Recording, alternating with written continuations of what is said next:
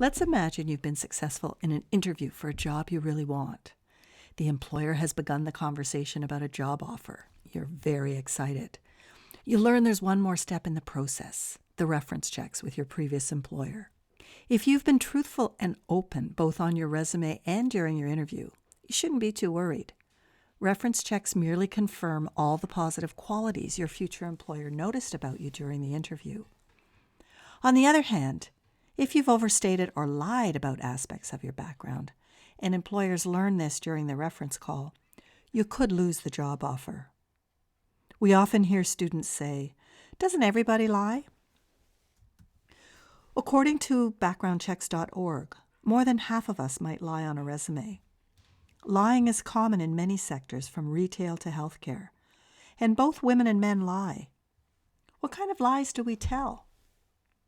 Well, 57% of candidates claim skills that they don't have, or they exaggerate the ones they do have. 55% report that they exaggerate the importance of their responsibilities. And 42% say that they creatively adjust their dates of employment. So that tells us lying is common in resumes. Is it also common in interviews? The answer to that is yes. Why do we do it?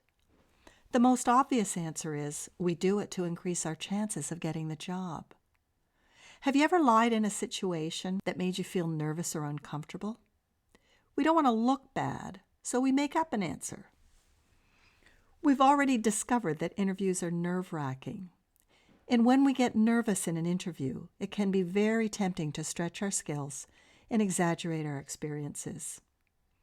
Perhaps we tell a story that actually happened, but we change the real ending to one that makes us look a little bit better in order to respond creatively to the question we've been asked. That creative spin on your ending might get you through the interview to the offer conversation, but will it get you the job?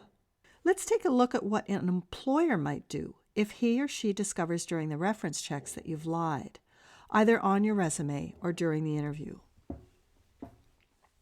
51% of employers said that they would automatically reject the candidate if they discovered he or she had lied.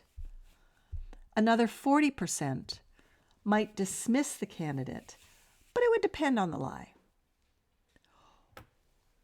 Only 7% of employers would overlook a lie, and typically only if they really liked the candidate. Our recommendation to you, don't lie. We recommend honesty in all your dealings throughout the job search, from the creation of your resume to the stories you tell in the interview. Being honest is important to preserve that great relationship you've built with potential employers and to feel good about yourself.